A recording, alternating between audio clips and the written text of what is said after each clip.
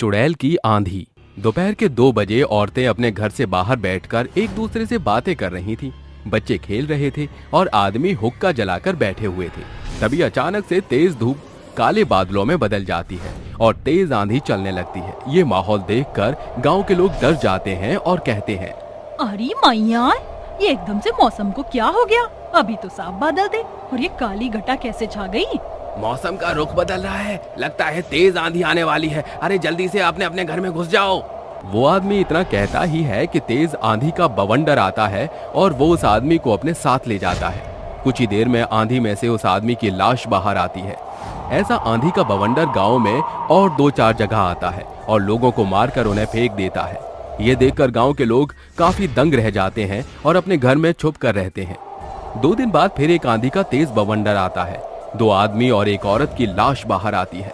खूब तेज आंधी चलने के बाद वो चुड़ैल गांव वाले लोगों को कहती है, मार डालूंगी, एक एक को मार डालूंगी।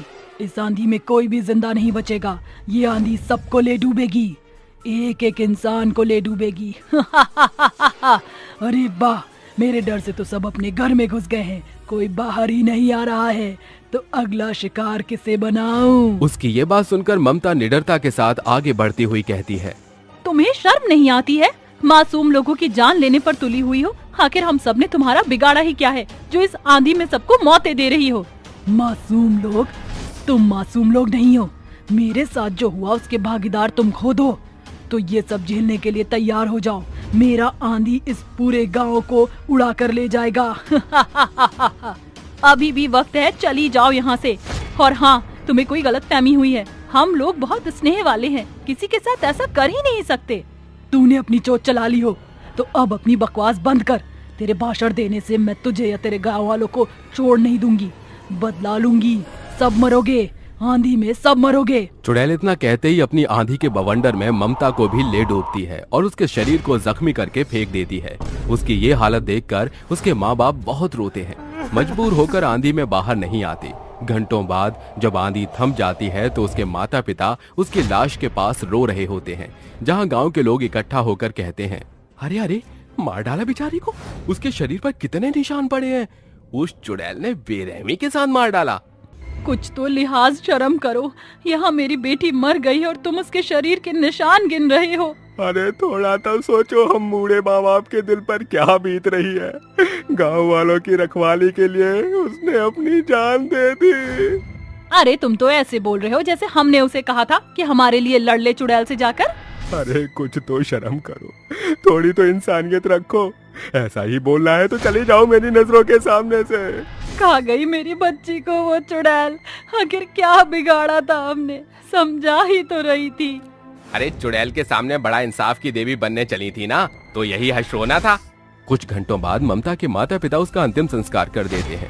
चुड़ैल का कहर थमता नहीं है। वो बार बार आंधी के साथ आती है और लोगों को मार कर चली जाती है। गांव के लोग कुछ इस तरह से लाचार होते हैं कि वो अपनी सुरक्षा भी नहीं कर पाते। लेकिन जब भी आंधी आती तो वो अपने अपने घरों में कैद हो जाते थे।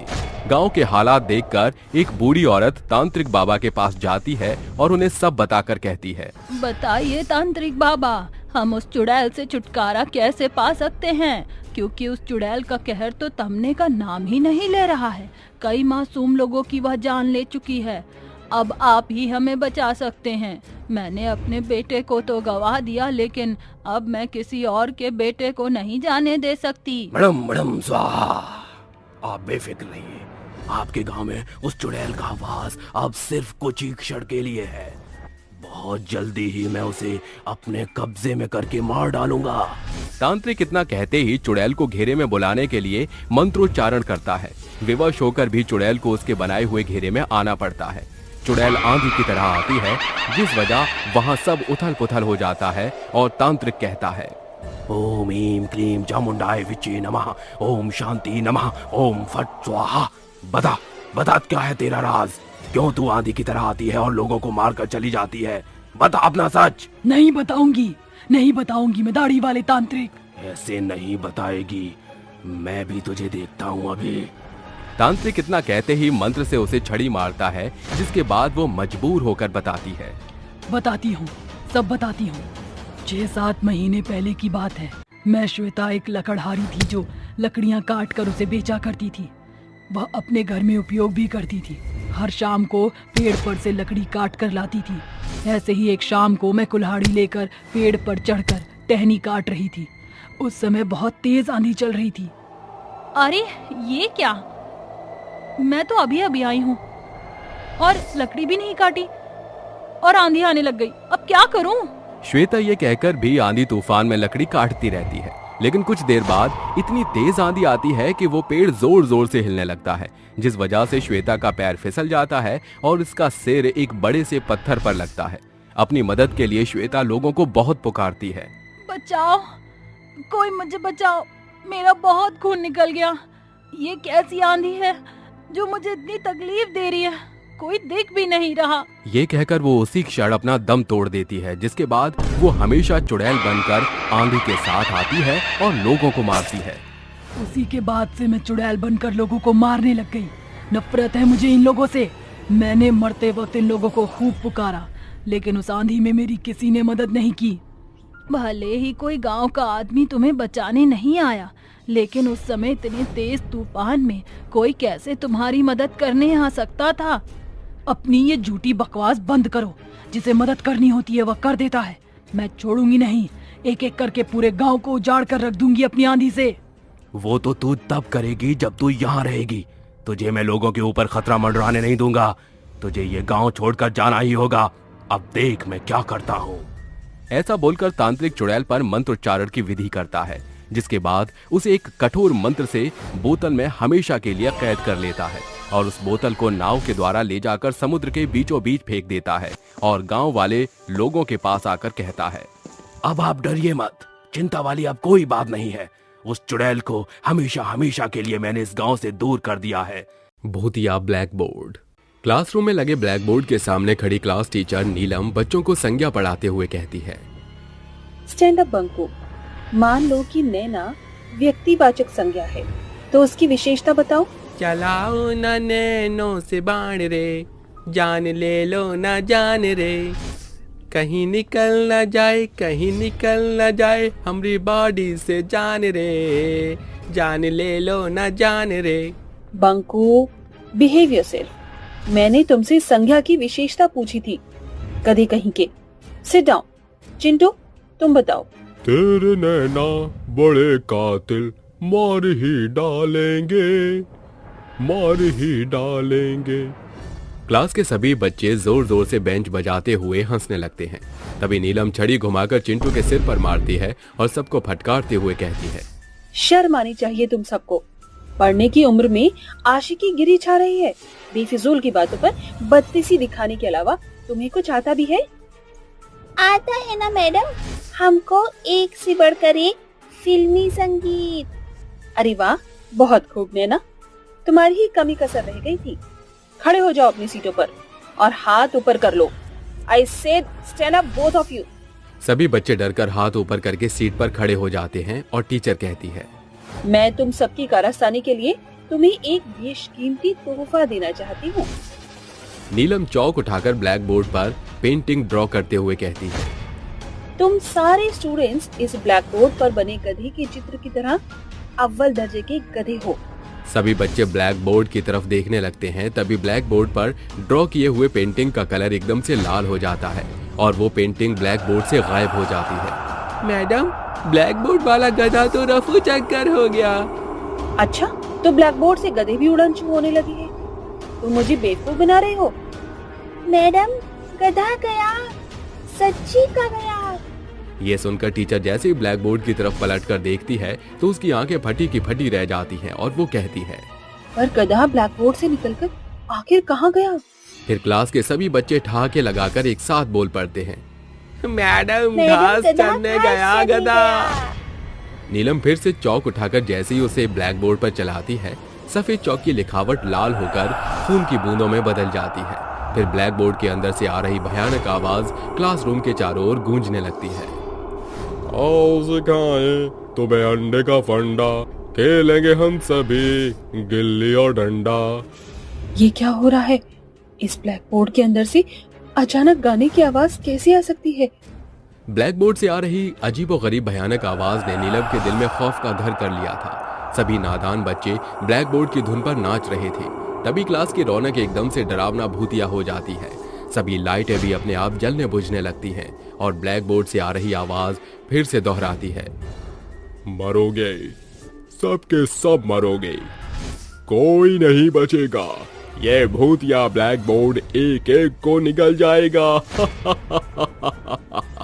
भूतिया ब्लैक बोर्ड की खौफ भरी आवाज सभी बच्चों के रोंगटे खड़े कर देती है और क्लास टीचर कहती है, बंकू, चिंटू, नैना, जल्दी से क्लास से बाहर निकलो।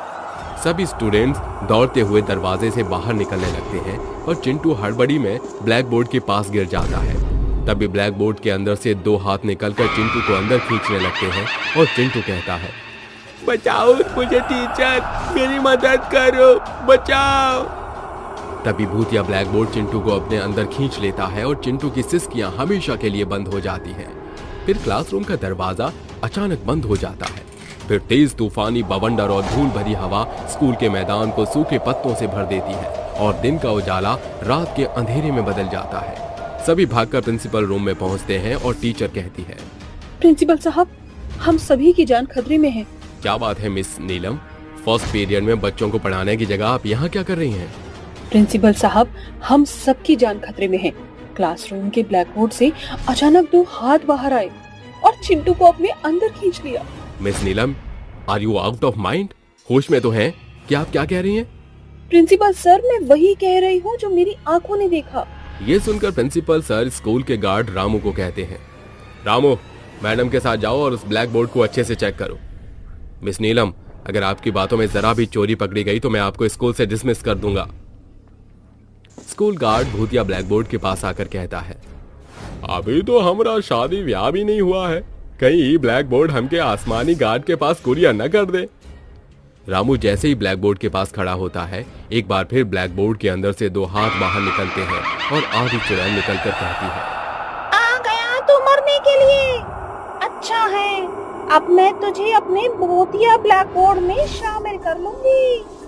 अरे एक ऐसा चुड़ैल है जो ब्लैक बोर्ड के अंदर अपन बसेरा बना कर रहे थे। चुड़ैल उसकी गर्दन पकड़कर अंदर खींच लेती है और उसके खून से ब्लैक बोर्ड पर एक शब्द लिखकर अंदर समा जाती है, जिसे नीलम कपकपाते लफ्जों में पढ़कर कहती है, सब मरोगे, कोई नहीं बचेगा। नीलम भागते हुए प्रिंसिपल सर के केबिन में आकर कहती है, आपको मेरी बातों पर भरोसा नहीं था ना? वो भूतिया ब्लैक बोर्ड रामू को भी निकल गया। मौसम की दहशत भरा भयानक कहर साफ बयान कर रहा है कि वो भूतिया ब्लैक बोर्ड हम सबको जिंदा निकल जाएगा। अरे, हमारे पास कोई और चारा नहीं? हमें फौरन ही गांव वालों की मदद लेनी होगी क्योंकि हम संख्या में बहुत कम हैं। सभी पास के गांव में आकर उन्हें भूतिया ब्लैक बोर्ड के बारे में बताते हैं और रूपा कहती है, आप लोग इतना सोच क्यों रहे हो? अरे उस स्कूल में हम सभी के बच्चे पढ़ रहे हैं, आप सभी पुरुषों को उनकी सहायता करनी चाहिए। आखिर हम उस भूतिया ब्लैक बोर्ड की चुड़ैल को कैसे खत्म करेंगे? चुड़ैल और भूतों का विशेष ज्ञान तो मोहन काका के पास है। हमें उस भूतिया ब्लैक बोर्ड को जलाना होगा क्योंकि हम उस भूतिया ब्लैक बोर्ड के अंदर जा नहीं सकते। फिर दोनों मिट्टी के तेल के कैन के साथ जल्दी मशाल को लेकर बढ़ने लगते हैं कि रूपा कहती है, तूफानी हवा की लहरें मशाल की लौ को ज्यादा देर तक जलने नहीं देंगी। ये माचिस अपने साथ ले जाओ। सभी जन हिम्मत करके क्लासरूम के उस भूतिया ब्लैक बोर्ड के पास जाते हैं और मोहनदास कहता है, बाहर निकल चुड़ैल, हम सभी आ गए हैं। तभी चुड़ैल भूतिया ब्लैक बोर्ड से आधी बाहर निकलकर हंसते हुए कहती है, इतने सारे मूर्ख इंसान एक साथ मेरी भूख का शिकार बनने आए हैं। तेरी हिम्मत है तो पूर्ण अवतार में इस श्याम पट्ट से बाहर निकल कर दिखा। क्या हुआ, डर गई? मैं जानता हूं कि तेरा ये शरीर सिर्फ आधा है, इसलिए तू बाहर नहीं आ सकती। जैसे ही हरिया ब्लैक बोर्ड पर मिट्टी तेल छिड़ककर उसे जलाने के लिए आगे बढ़ता है, चुड़ैल उसको अपने दोनों हाथों से दूर फेंकती है और खूब हड़कंप मचाती है, जिसे देखकर प्रिंसिपल कहता है, ऐसे तो ये भूतिया ब्लैक बोर्ड सबको खत्म कर देगी, हमें स्कूल को बंद करना होगा। इस स्कूल से गांव के तमाम बच्चों का भविष्य जुड़ा है, एकता में बल होता है, हमको डर कर नहीं डट कर इसका सामना करना होगा। प्रिंसिपल और बाकी लोग चुड़ैल को भटकाने लगते हैं मौके का फायदा उठाकर नीलम मशाल की लौ से ब्लैक बोर्ड को धधकती आग के हवाले कर देती है और चुड़ैल तड़प कर कहती है, बुझा दो इस आग की लौ को, मेरा अंग अंग जल रहा है। मैं तड़प रही हूँ। मन में अगर ठान लिया जाए तो चट्टान को भी हिलाया जा सकता है। टीचर नीलम के कड़े संघर्ष ने न सिर्फ बच्चों का भविष्य बचाया बल्कि भूतिया ब्लैक बोर्ड का किस्सा भी हमेशा के लिए खत्म कर दिया और सभी स्टूडेंट अंत में उसे कहते हैं, सॉरी टीचर, अब से हम कभी शरारत नहीं करेंगे। चुड़ैल और भूतिया कुत्ते की शादी। रात का समय था। चांद की रोशनी धरती पर पड़ रही थी। उस चांद की रोशनी में भयंकर चुड़ैल पीपल के पेड़ के नीचे बैठकर किसी का इंतजार कर रही थी। ओफो, पता नहीं ये नालायक कहाँ रह गया। मैं कितनी देर से इसका इंतजार कर रही हूँ। भगवान जाने कब आएगा।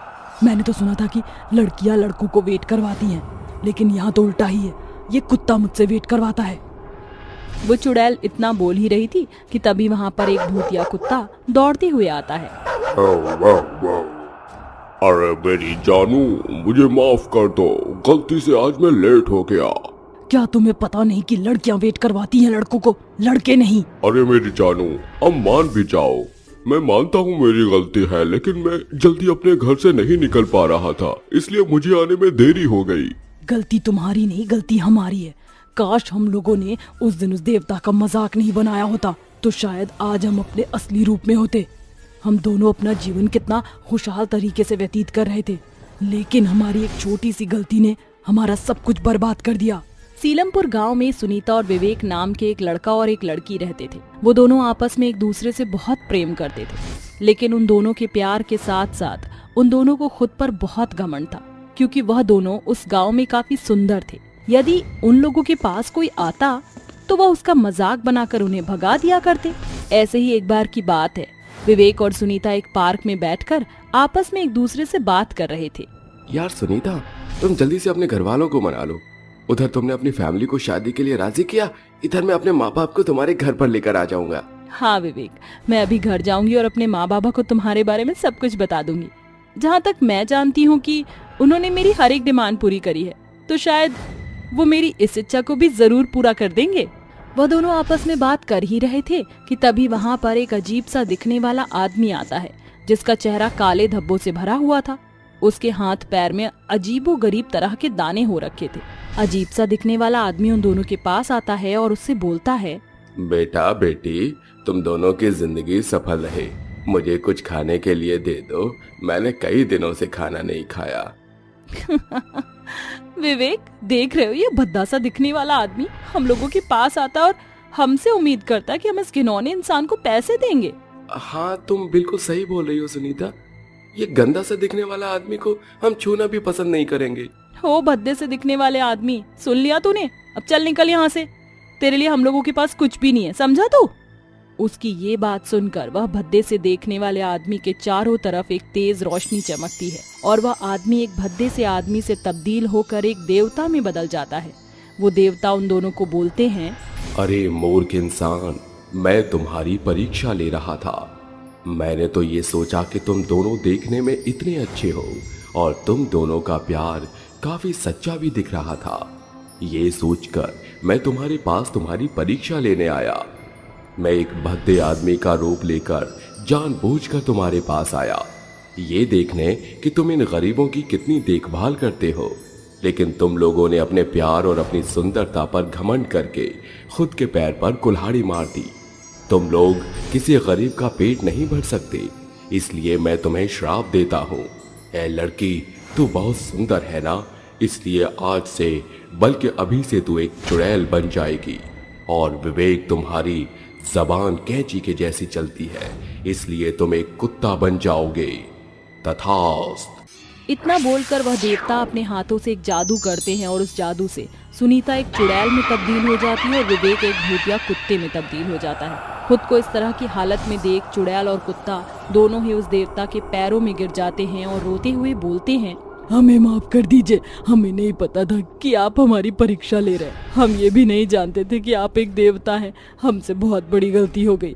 अब हम कभी ऐसा कुछ भी नहीं करेंगे जिससे गरीब लोगों को ठेस पहुंचे और नुकसान पहुंचे। हाँ, हमें माफ कर दीजिए, हम आपके पैर पकड़ रहे हैं, प्लीज। उन दोनों को रोता और गिड़गिड़ाता हुआ देख वह सिद्ध देवता उनसे बोलता है, ठीक है, मैं तुम्हें माफ करता हूँ, लेकिन मैं अपना श्राप वापस तो नहीं ले सकता। परंतु हाँ, यदि तुम अपने परिवार वालों के सामने अपने इस भूतिया वेश में जाओगे तो वो तुम्हें घर से निकाल देंगे, जिसके बाद तुम दोनों को अपने परिवार वालों को मनाना है, और जब वो तुम्हारी शादी करवाएंगे तब तुम इस श्राप से मुक्त हो जाओगे। इतना कहकर वह देवता वहाँ से गायब हो जाता है। मैं वह दिन कभी नहीं भूल सकती। खैर, जो हुआ उसको हम बदल तो नहीं सकते।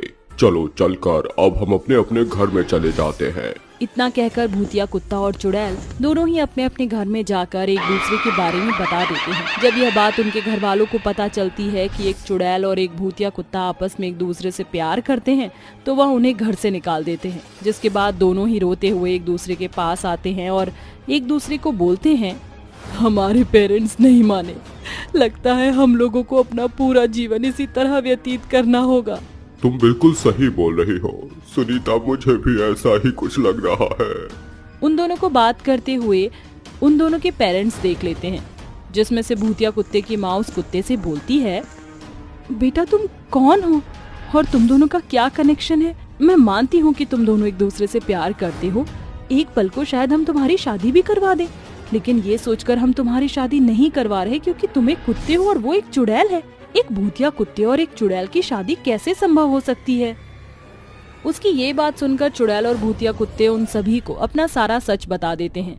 ये सब सुनकर चुड़ैल के माँ बाबा और भूतिया कुत्ते के माँ बाप उन दोनों के माता पिता उन दोनों को गले लगाकर फूट फूट कर रोने लगते हैं। जिसके बाद हाथ जोड़कर विनती करते हुए चुड़ैल बोलती है, हम लोगों की शादी करवा दीजिए। यदि हम लोग एक हो गए तो हम लोग इस श्राप से मुक्त हो जाएंगे। मैं आप लोगों के आगे हाथ जोड़ती हूँ। हाँ मेरे बच्चे, हम लोग तुम्हारी शादी जरूर करवाएंगे और तुम इस श्राप से जरूर मुक्त हो जाओगे। इतना कहकर भूतिया कुत्ते और चुड़ैल के माता पिता दोनों ही एक दूसरे की शादी आपस में करवा देते हैं। और जैसे ही वह भूतिया कुत्ता और चुड़ैल के साथ फेरे पूरे होते हैं, वैसे ही दोनों फिर से एक इंसानी रूप में आ जाते हैं। जिसके बाद वह खुशी से अपना जीवन व्यतीत करने लगते हैं। शाम के 6 बजे थे। साफ मौसम था। बच्चे पेड़ के नीचे खेल रहे थे। 3 भैंसें मजे से चारा चर रही थी कि अचानक तेज आंधी चलने लगती है। बादल बिल्कुल काले हो जाते हैं। मौसम के रुख बदलने से सब अपने घर में घुस जाते हैं। वहीं बंधी हुई तीनों भैंस हाहाकार मचाने लगती हैं। तभी भैंस के आगे चुड़ैल आ जाती है और हंसकर कहती है, आ गई आखिर में भैंसों को चुराने। आ गई। आज तो मैं इसे लेकर ही जाऊंगी और फिर इनका मीठा मीठा दूध पीऊंगी। भैंस अभी उस चुड़ैल को देखकर जोर जोर से आवाज निकाल रही थी और उससे भागने की कोशिश कर रही थी। इतने में उस भैंस की मालकिन ममता आ जाती है और कहती है, अरे अरे, ये मेरी भैंसिया इतना मिचमिचा क्यों रही है? शांत हो जा, शांत। वो इसलिए मिचमिचा रही है क्योंकि उन्होंने चुड़ैल को देख लिया है। चुड़ैल? अरे अब समझ आया, मेरी भैंसिया क्यों मिचमिचा रही थी। बचाओ बचाओ, भागो यहाँ से। अब तो भी मिचमिचाई ना मोटी, मुझे देखकर तेरी तो हो गई ना ऐसी तैसी। तू भी तो मोटी है, मोटी चुड़ैल भैंस कहीं की। क्या बोला तूने मुझे? तेरी तो। ऐसा बोलकर वो मोटी ममता भाग जाती है। तुझे तो मैं बाद में देखूंगी मोटी कहीं की। पहले मैं अपनी भैंसों को ले जाऊं यहाँ से। इतना कहते ही चुड़ैल उसकी तीनों भैंसों को चुराकर ले जाती है। कुछ देर बाद एकाएक करके सारी भैंसों का दूध निकालकर पीने लगती है। दूध पीकर वो मोटी हो जाती है और डकार मारकर कहती है, अब आया ना मेरे दिल को चैन।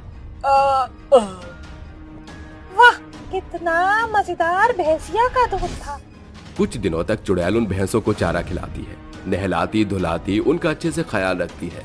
ऐसे ही एक शाम थक कर वो कहती है, हाय राम, मैं तो थक गई रे भैंसों को ढूंढते ढूंढते। आज तो मुझे ज्यादा दूध चाहिए। मैं बेचारी शाकाहारी चुड़ैल किस इंसान को मारकर खाऊंगी? या उसका खून पीऊंगी या उसे नोचूंगी? मुझसे ये सब नहीं होता। मैं तो बस मेरी भैंसियाओं को चुराऊंगी और उनका दूध पीऊंगी। ये बोलकर वो भैंस का दूध पीने के लिए जैसे ही झुककर उसे पकड़ती है, तभी उसे वो भैंस एक लात मार देती है, जिस वजह से वो कहती है, अरे राम रे, इस भैंसिया की इतनी हिम्मत, इसने मुझे दूध पीने से रोका, अब तो पीकर ही रहूंगी। ऐसा कहते ही वो चुड़ैल उस भैंस को पकड़ने भागती है। तभी वो भैंस भी चालाकी दिखाते हुए भाग जाती है। भैंस काफी आगे तक चली जाती है। दोनों भैंसें भी गायब हो जाती हैं। चुड़ैल गांव में और भैंसों को चुराने के लिए निकल जाती है। एक तबेले में 4 भैंसें चर रही थीं। चुड़ैल उसे भी रातों रात चोरी करके ले आती है। तभी उन भैंसों का मालिक भैंसों को तबेले में न देखकर सिर पीटते हुए कहता है, अरे राम राम, अरे बर्बाद हो गया मैं। कहाँ चली गई मेरी चारों के चारों भैंसें? किसने मेरी भैंसों को चुरा लिया? इस तरह चुड़ैल लोगों की भैंसों की चोरी करके उन्हें इकट्ठा करके उनका दूध पिया करती थी। वहीं गांव में उन भैंसों का मालिक चिल्ला चिल्ला कर अपनी भैंसों का रोना गाता है, अरे कोई तो लाओ मेरी भैंसों को वापस। अरे मैं तो लुट गया, बर्बाद हो गया। मेरा तो खर्चा पानी बंद हो जाएगा। अब मैं कैसे दूध निकाल कर बेचूंगा रे? अरे क्या हुआ भाई साहब, क्यों इतना चीख रहे हो? कहाँ चली गई तुम्हारी भैंस? अरे क्या बताऊं लाजवंती, अरे रातों रात भैंसें चोरी हो गई, पता नहीं कौन ले गया। क्या तुम्हारी भी भैंसें चोरी हो गई है? कल शाम को मेरी पड़ोसन की भैंस भी चोरी हो गई। आखिर ये सब कर कौन रहा है? मुझे अपनी सारी भैंसें चाहिए, इसका तो मैं पता लगा कर ही रहूंगा। 2 दिन बाद चुड़ैल गांव में आती है और फिर किसी की भैंस को खोटे से खोलकर ले जा रही थी कि भैंस उस पिशाचिनी को देखकर शोर मचाने लगती है। तभी चुड़ैल उस भैंस का कान पकड़कर कहती है, चल आजा, तू भी चल ले, तेरे सारे दोस्त वही है। वो तो अब मुझे दूध देने में नखरे करती है। सोचा क्यों ना एक और भैंस को ले आऊंगी तो तू मुझे खुश रखेगी ना। वो चुड़ैल जैसे ही उस भैंस को ले जाने वाली थी, उस भैंस की मालकिन रमा आकर शोर मचा देती है, जिससे गांव वाले आसपास इकट्ठा होकर कहते हैं, अरे क्या हुआ रमा, चिल्ला क्यों रही हो? सोना चांदी चोरी हो गई क्या तुम्हारी? अरे सोना चांदी छोड़ो, वो देखो चुड़ैल मेरी भी भैंस को ले आई है। इसका मतलब गांव में अब तक सारी भैंस यही चुरा रही है। अरे ये तो चुड़ैल है, पकड़ लो, इसे जल्दी से पकड़ो। अरे जल्दी से कोई गंगा जल लेकर आओ। ये बोलकर चुड़ैल कुछ लोगों को मारने लगती है, लेकिन तभी कोई गंगा जल लाकर चुड़ैल के ऊपर डाल देता है, जिससे उसकी शक्तियां कमजोर हो जाती हैं और गांव वाले उसे एक पेड़ से बांध देते हैं। होश में आने के बाद चुड़ैल बौखला जाती है। खोलो मुझे, मैंने बोला खोलो, वरना एक एक को मार डालूंगी। मुझे मेरी भैंस के पास जाने दे, मेरे भूख का टाइम हो गया है।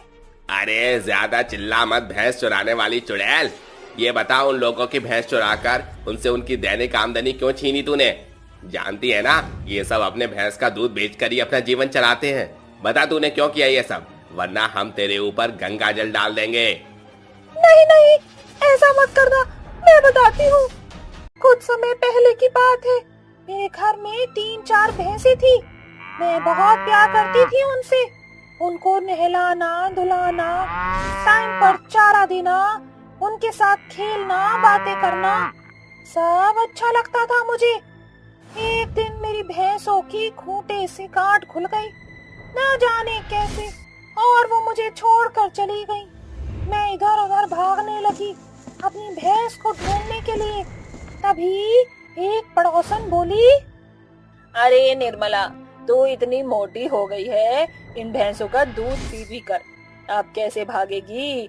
ऐसा कर, एक रिक्शा कर ले। तू ज्यादा मत बोल पार्वती, मैं जानती हूँ तू मुझसे और मेरी भैंसों से जलती है। अरे भैया, तुझ जैसी भैंस पालने वाली आज तक मैंने नहीं देखी। अरे लोग भैंस का दूध बेचते हैं, लेकिन तू तो 4-4 भैंस का ताजा दूध निकालकर अकेली ढकोस कर पी जाती है, तभी खुद भी भैंस जैसी हो गई है। हाँ, तो तेरे बाप का क्या जाता है? तेरी भैंस का दूध तो नहीं पी रही ना? निर्मला अपनी पड़ोसन को सुनाकर अपनी भैंस को ढूंढने चली जाती है। तभी बहुत तेज बारिश होती है, लेकिन वो फिर भी ढूंढना नहीं छोड़ती। तभी आगे जाकर उसे अपनी एक भैंस दिखाई देती है। वो उसके पास जा रही थी कि आसमान से जोर से बिजली कड़कती है। आंधी की वजह से खंभा गिर जाता है, जिससे सड़क पर इकट्ठे पानी में करंट आने लगता है।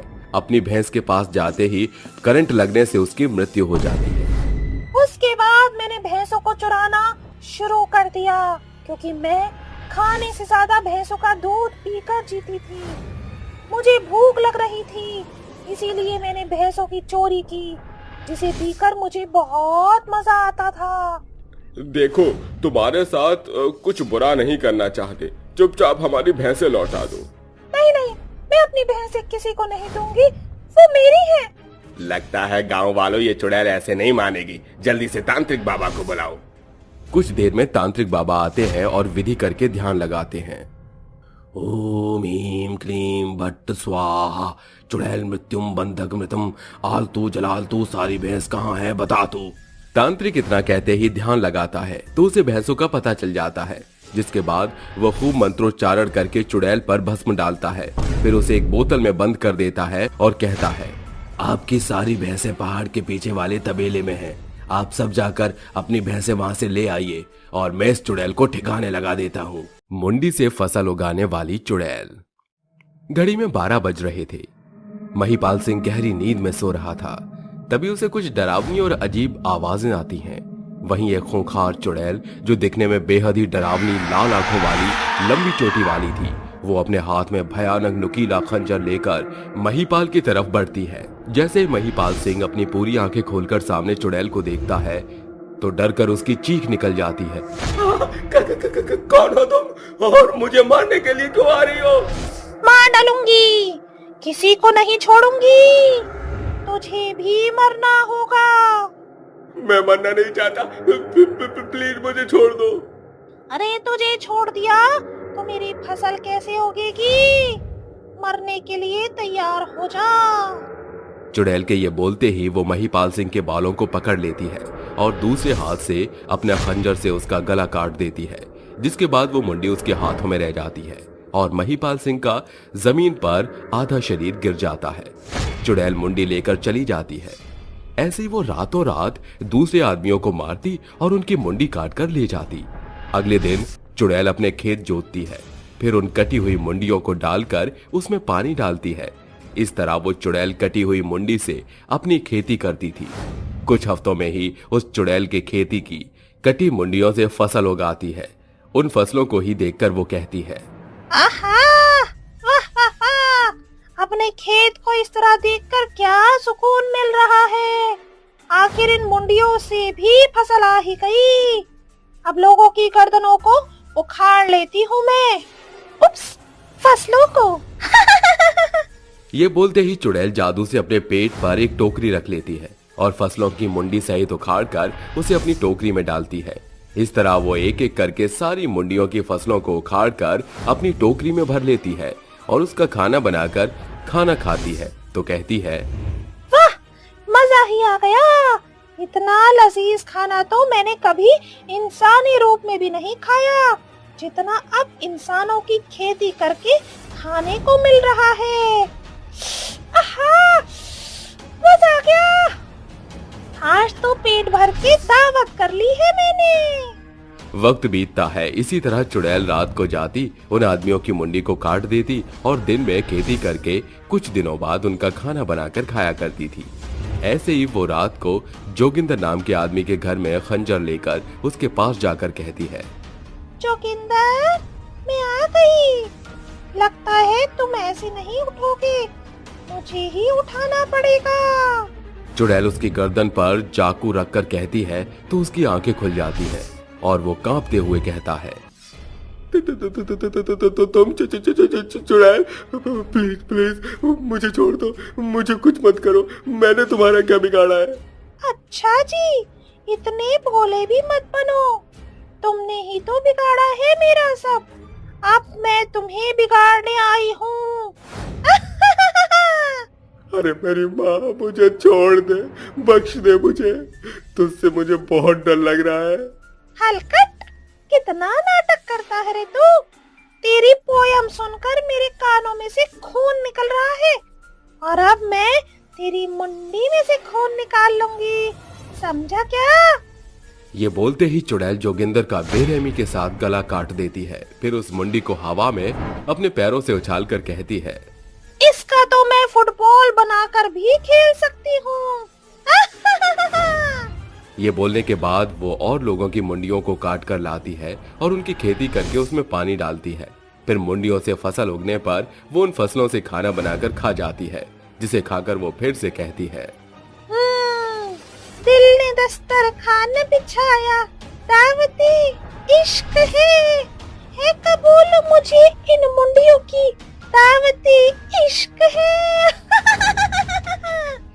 आज रात और लोगों को मारूंगी और उनसे खेती करूंगी। मेरे खेतों में बीज डालना भी तो बहुत जरूरी है, वरना मेरी फसलें कैसे उगेंगी। चुड़ैल ये सब करता देख एक तांत्रिक देख लेता है और कहता है, ये तो वही चुड़ैल है जो उस मुखिया ने कही थी।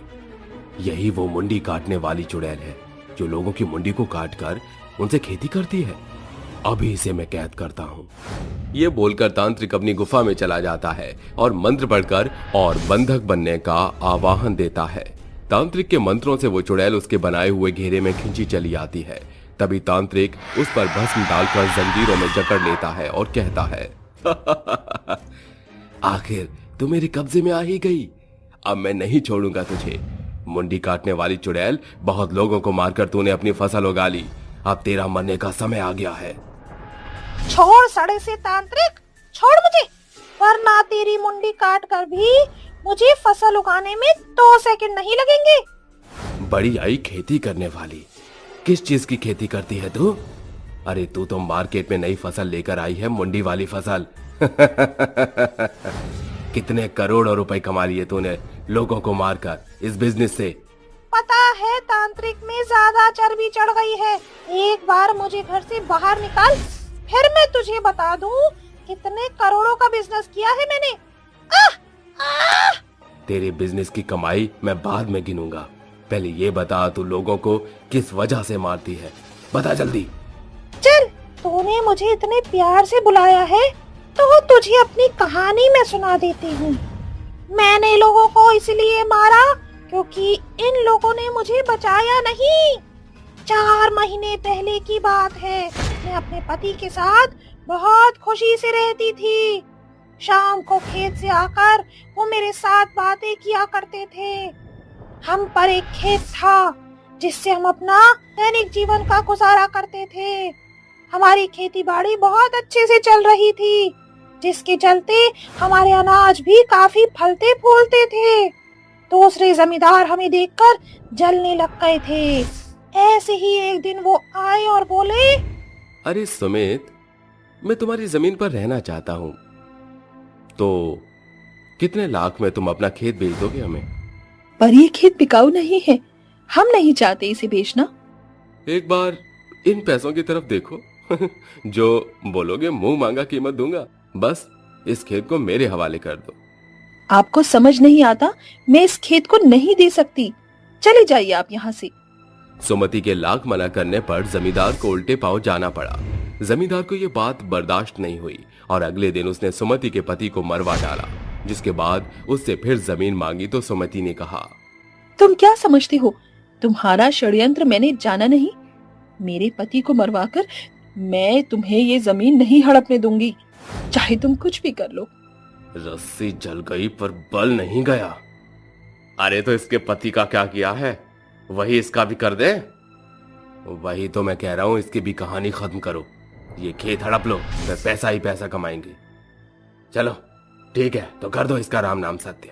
जमींदार के बोलते ही वो तीनों सुमति को मारकर उसकी मुंडी को उसके खेत में ही गाड़ देते हैं। जिसके बाद सुमति की आत्मा एक चुड़ैल बन गई और चुड़ैल बनने के बाद उसने एक एक करके तीनों को मार डाला। गुस्सा शांत न होने पर उसने और भी लोगों की जान ली और अपने खेतों में खेती करके अपना पेट भरने लगी। बस इसीलिए मैंने उन लोगों की मुंडियों को काट कर उनसे खेती करी। समझ गया बुढ़ी तू? जब उन 3 जमींदारों को मारकर अपना बदला ले चुकी थी तो औरों को क्यों मारा? ये नाइंसाफी है। मेरा दुख दर्द नहीं दिखा तुझे, दूसरों का दिख रहा है। तुम्हारे साथ ठीक नहीं हुआ, पर गलत तो गलत है ना। इसलिए अब तुम्हें जाना होगा। यह बोलकर तांत्रिक चुड़ैल पर हमला कर देता है। तभी चुड़ैल भी उस पर हमला कर देती है। दोनों के बीच एक युद्ध होता है, जिसमें आखिर में तांत्रिक उस चुड़ैल को मारकर उसे मुक्ति प्रदान करता है। चुड़ैल के मरते ही खेत भी खुद जलकर भस्म हो जाता है।